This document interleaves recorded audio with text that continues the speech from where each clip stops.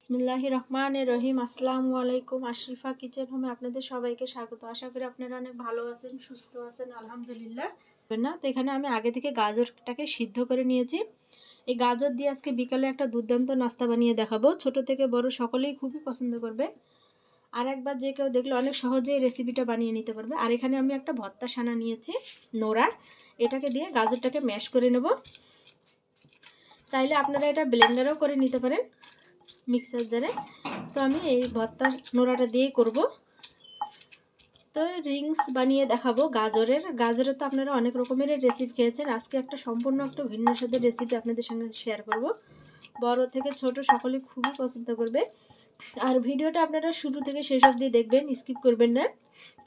আর এখন পর্যন্ত যেসব বন্ধুরা আমার চ্যানেলটাকে সাবস্ক্রাইব করেননি, প্লিজ চ্যানেলটাকে সাবস্ক্রাইব করে দেবেন। পাশে থাকা ছোট্ট বেল আইকনটি ক্লিক করে রাখবেন, অল নোটিফিকেশনটা অন করে দেবেন। এতে কী হবে, ভিডিও যখন আমি ছাড়বো সবার আগে নোটিফিকেশন আপনাদের কাছে পৌঁছে যাবে। তো চলুন বন্ধুরা, আর কথা বাড়াবো না। কথা বলতে বলতে আমার গাজরটা ম্যাশ করা হয়ে গেছে। এখন আমি এখানে দিয়ে দেবো পরিমাণ মতো লবণ দিয়ে দেবো। আর আমি গোলমরিচটাকে আগে থেকে গুঁড়ো করে নিয়েছি, দিয়ে দেবো কিছুটা গোলমরিচ গুঁড়ো। দিয়ে আমি এখানে দিয়ে দেবো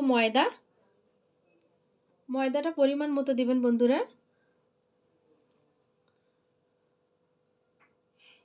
দিয়ে এটাকে ভালো করে মেখে নেব, একটা শক্ত একটা ডো বানিয়ে নেব।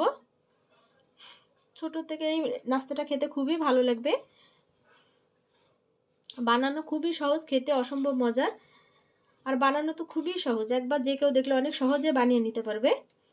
তো আটাটাকে আমি ভালো করে মেখে নেব। আর এখানে কোনো রকম পানি দেওয়ার দরকার নেই, যেহেতু আমরা গাজরটাকে আগে থেকে সিদ্ধ করে নিয়েছি। এই গাজর দিয়ে আটাটা আমার ছানা হয়ে যাবে। তো আটাটা আমার ছানা হয়ে গেছে, এই দেখুন শক্ত একটা ডো বানিয়ে নিয়েছি। এখন অল্প অল্প করে লেচি কেটে নেব, এই যে এভাবে। দুই হাতের তালের সাহায্যে, আগে থেকে হাতটাকে ধুয়ে আমি পরিষ্কার করে নিয়েছি, দুই হাতের সাহায্যে এভাবে একটু চ্যাপটা করে নেব। নেওয়ার পরে এই কানে নখ দিয়ে এই যে ঠিক একটা রিংয়ের মতো বানিয়ে নেব। এই যে দেখুন বন্ধুরা, এই যে। তা আমি আবারও একটা কেটে বানিয়ে দেখাচ্ছি আপনাদেরকে।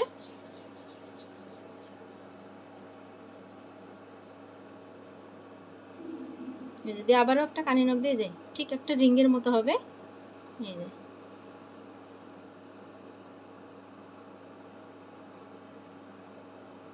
যে দেখুন। তো আবারও লেচি কেটে নেব আমি।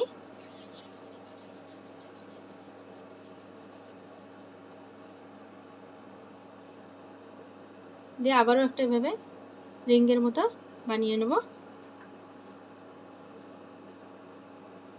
এই যে দেখুন,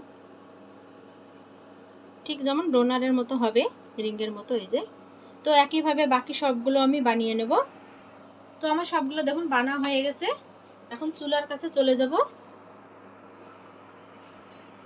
চুলা আমি আগে থেকে পানি বসিয়ে দিয়েছি, পানিটা আমার ফুটে গেছে। এখন দিয়ে দেবো বিসমিল্লাহ। দিয়ে 5 থেকে 6 মিনিটের জন্য এটাকে ভাপিয়ে নেব।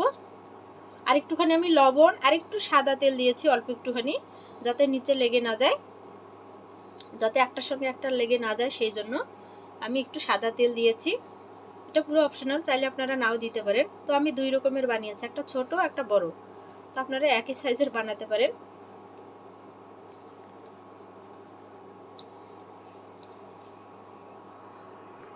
যে 5 থেকে 6 মিনিট আমি এটাকে ভাপিয়ে নেব। এই যে দেখুন কালারটা দেখুন বন্ধুরা, কত সুন্দর হয়েছে। আরও 5 থেকে 6 মিনিট এটাকে আমি ভাপিয়ে নামিয়ে নেব।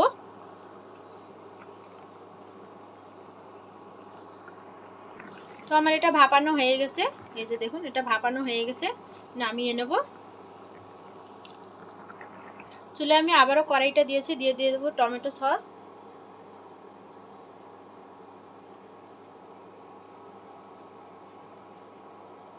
সয়া সস,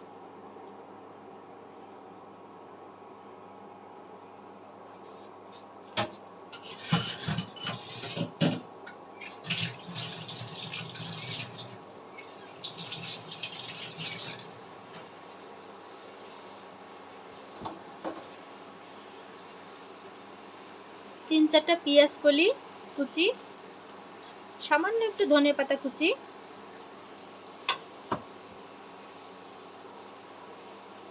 দিয়ে এখন দিয়ে দেবো।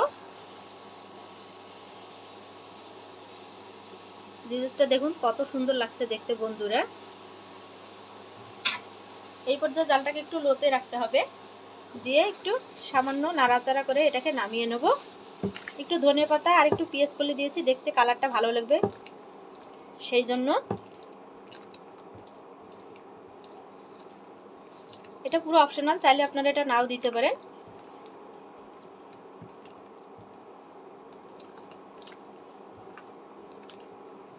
তো আমার এটা হয়ে গেছে, দেখুন বন্ধুরা দেখতেই কত সুন্দর লাগছে।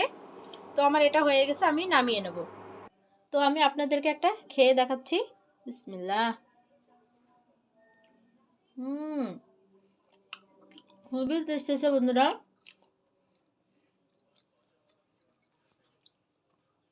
আমি বলবো যারা খাননি অবশ্যই একবার হলো বাসায় ট্রাই করে দেখবেন। ছোট থেকে বড় সকলেই খুবই পছন্দ করবে। আর রেসিপিটা বানানো খুবই সহজ, খেতে অসম্ভব মজার। তো এখন পর্যন্ত যেসব বন্ধুরা আমার চ্যানেলটাকে সাবস্ক্রাইব করেনি, প্লিজ চ্যানেলটাকে সাবস্ক্রাইব করে দেবেন। পাশে থাকা ছোট্ট বেল আইকনটি ক্লিক করে রাখবেন, অল নোটিফিকেশনটা অন করে দেবেন। তো দেখা হবে এরকম নিত্য নতুন রেসিপির সঙ্গে। ততক্ষণ পর্যন্ত আপনারা ভালো থাকবেন, সুস্থ থাকবেন। আল্লাহ হাফেজ।